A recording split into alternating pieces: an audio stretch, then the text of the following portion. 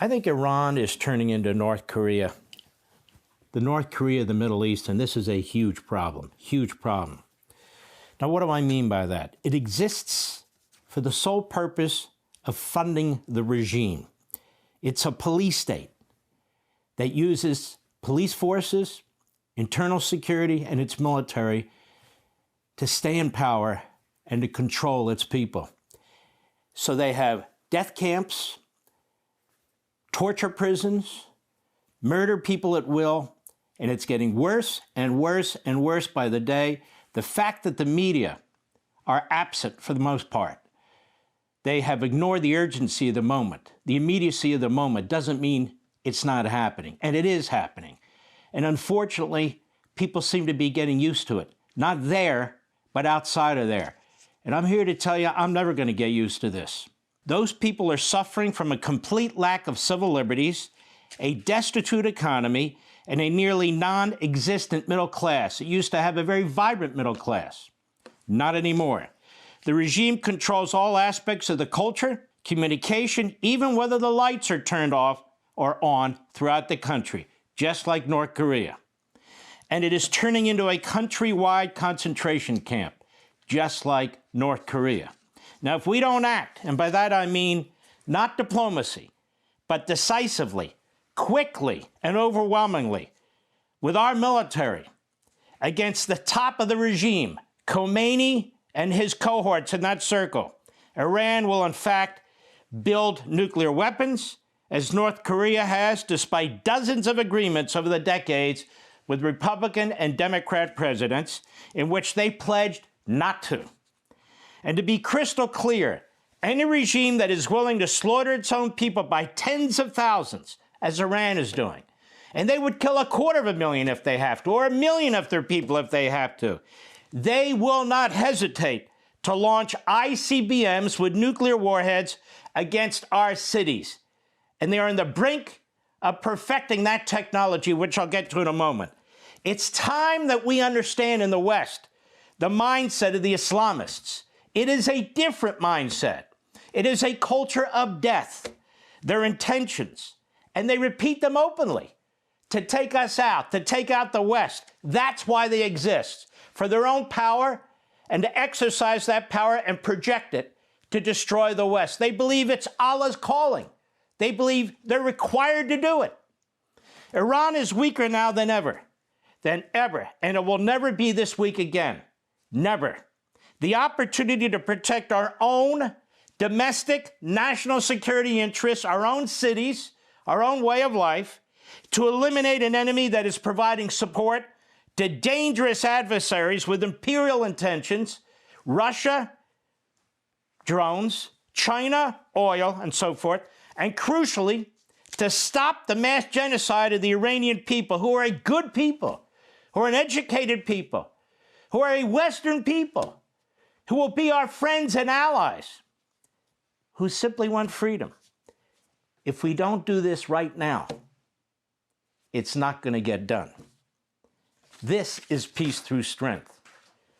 Now, I want to remind you that when North Korea, decades ago, was trying to build nuclear weapons, one president after another, one secretary of state after another, one envoy after another, the UN, Security Councils, General Assemblies, year after year after year, they made deals with North Korea. They gave North Korea money. They threatened North Korea. I wrote down the timeline for North Korea getting nuclear weapons. 1985, 1991, 1992, all negotiations with us, with Europe, with the UN, with all kinds of individuals and organizations. But we were intimately involved. 1994, 1995, 1999, desperately seeking a deal. And we got deals. And they broke them each and every time. 2000, 2001, 2002, 2003, 2005, 2006, agreement after agreement, deal after deal, money sent to them. Appeasing is what it was. In October 2006, their first nuclear weapon tested successfully. Then we keep negotiating with them to control what they've created. 2007, 2008, 2009, 2010. Negotiations, deals, sub-deals, counter-deals. 2011, 2012, 2013, 2016, that whole period, negotiations stalled. 2017, now they have a hydrogen bomb. A hydrogen bomb. Nuclear, now hydrogen. 2019, North Korea ends all negotiations with all countries and all entities related to its hydrogen bombs and its nuclear weapons, which it got through deals, through arrangements, through subsidies, through appeasement. 2022, they ramped up their missile tests. 2026, they have estimated 50 nuclear and hydrogen missiles, and they add 6 to 7 every single year. And now they're helping the Iranians, as are the communist Chinese. So you have a limited period here, and Iran right now is on its back. It's weaker than it's ever been. And recent reports indicate their economy has reached a state of near total collapse right now. Now, what do I mean by that? Currency collapse. The Iranian rial has plummeted to historic lows. Historic lows. 1.1 million rials to $1 US. You know, that's where you're pushing around paper money in wheelbarrows. Remember those black and white movies of the Weimar Republic? In late 2025, it was losing value so rapidly that shop owners were unable to set stable prices. Hyperinflation. Inflation rate overall is 43% right now. Food prices have surged at an annual rate of 72%. Basic staples like bread have seen price increases of over 113%. Meat has become a luxury item, unaffordable for tens of millions of people there, of the 90 million population. 1 in 5 young people is unemployed. Official reports suggest 57% of Iranians are suffering from some level of malnutrition. This was a society and a culture that was vigorous, that was vibrant. Not anymore. The economy shrank 2.8%. Unemployment rate overall is 41%.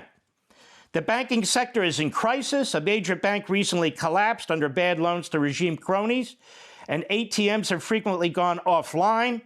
Severe energy and water crises cause daily nationwide power outages for 3 to 4 hours. There's a chronic water shortage.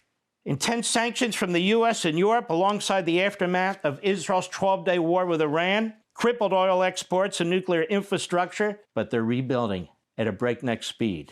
Now, what should we do about this? We can negotiate like we did with North Korea for 30 years. Where does it get us? Look, folks, the foreign minister of Iran said, yeah, you knocked out our nuclear sites, but you can't knock out our knowledge, and we're going to build our nuclear weapons. And so maybe they'll make an agreement and say, no, we won't, but they will.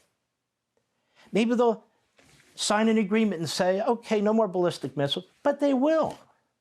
They're terrorists. It's an Islamist terrorist regime. They don't care about human life of their own people. Why are they going to care about a piece of paper? Oh, yeah, we signed a piece of paper with the West. Well, what does that mean? It means nothing. Nothing. It's a great piece in the Chicago Council on Global Affairs by Saeed Golkar.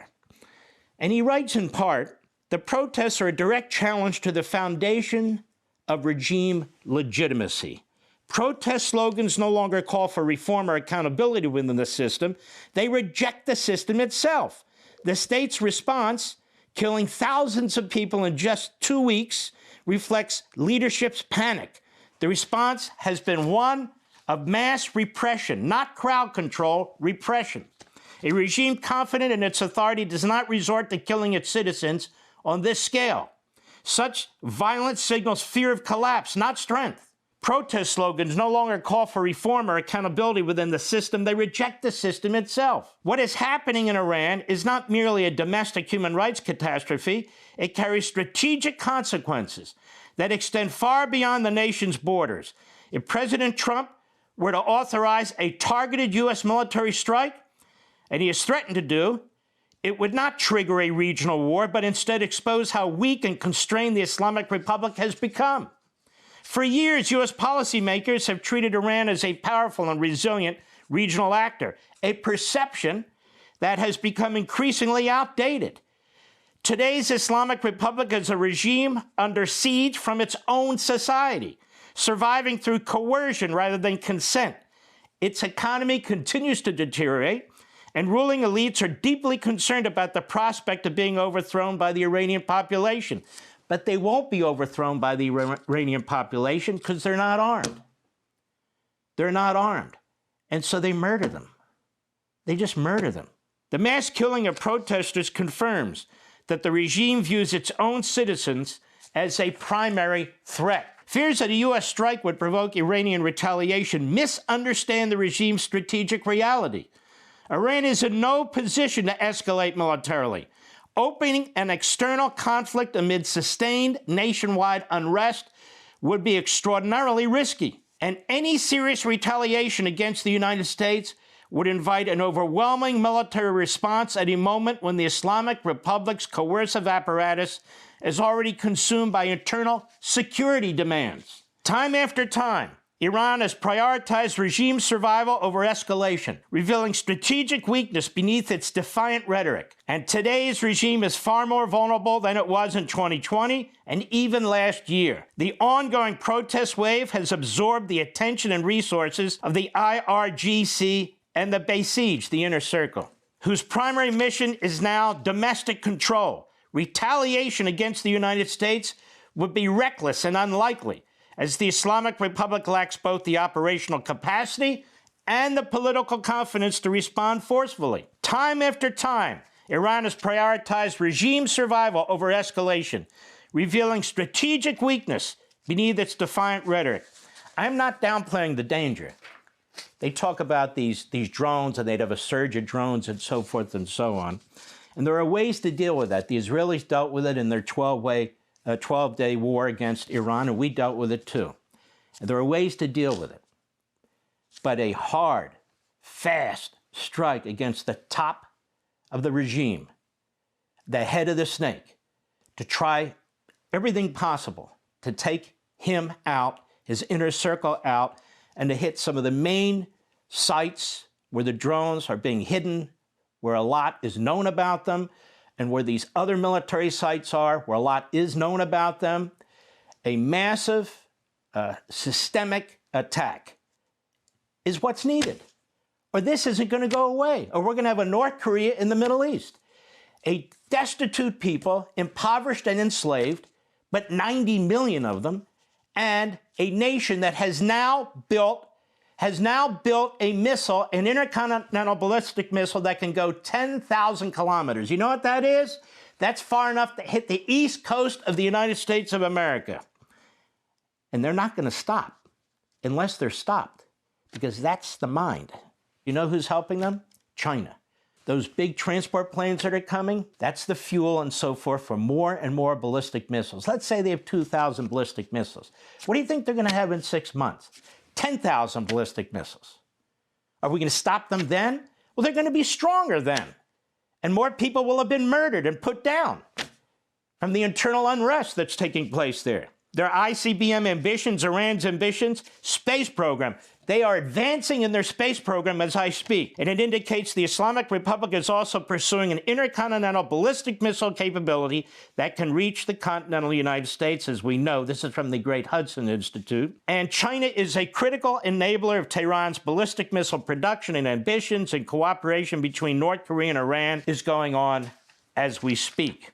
This ICBM I'm talking about, why do you think they fired it off with Russia's support into Siberia? To tell us, you can do whatever you say you're going to do. We'll make whatever deal you want to deal, or maybe we won't. What are you going to do about it? And while these systems would not pose an existential threat to the United States, even a limited ICBM capability would bring all of Europe and much of the continental United States within Iran's coercive reach. That sounds existential to me. And here's the story, and many stories about this 10,000 kilometer rocket they just fired off. It just shows you they're getting this information and help from the North Koreans, from the Communist Chinese. Russia's been assisting them too.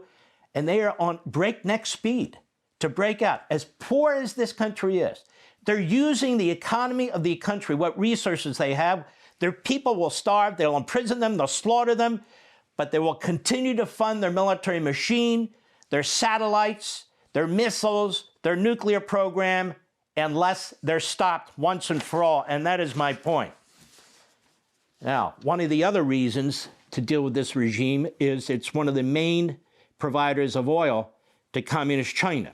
China buys more than 80% of, this is from Reuters, of Iran's shipped oil in 2025, and Iran oil has limited buyers due to U.S. sanctions, so they sell more and more to communist China. That represented about 13.4% of the total 10.27 million barrels per day of oil it imported by sea. This is another reason to deal with this, ladies and gentlemen. Communist China, well, they'll negotiate too. Sure they will. People don't understand the Islamist mentality and the Marxist mentality are very similar. They overlap. They will sign deals, they'll make agreements for the purpose of delaying us, for creating a psychological hypnosis within our own country, within our own experts and so forth, that, okay, we have a deal, peace in our time. But for the communist Chinese, they look at the history of China and they count it by thousands of years. For the Islamists, they look at not so much their history, but their fundamentalist ideology, and they say, we have thousands of years. For both, the goal is to conquer and destroy. For both. That's why I talk about this Marxist-Islamist fusion. And more people are talking about it too. They talk about the red-green or the green-red combination. It's the same thing, as I've been talking to you for years. Iran is weaker now than ever before. However, it's not going to stay on its back. It will continue to slaughter its people. And from a humane point of view, what do we believe in as Americans? What do we believe in? Individual liberty. We believe in freedom. We believe in life. We cannot interfere all over the world. That would be insane. We don't have the resources. We don't have the capabilities. For instance, we can't help the Uyghurs in communist China. But when a situation exists where we can do something, in addition to everything else I just discussed, shouldn't we do it? Shouldn't we put an end to such an evil regime, evil in every respect, that wants to kill you and me, is slaughtering its own people, is using all its resources to build weapons to destroy us and Europe and people who don't agree with them? If not now, when? Hey, Sean Hannity here. Hey, click here to subscribe to Fox News YouTube page and catch our hottest interviews and most compelling analysis. You will not get it anywhere else.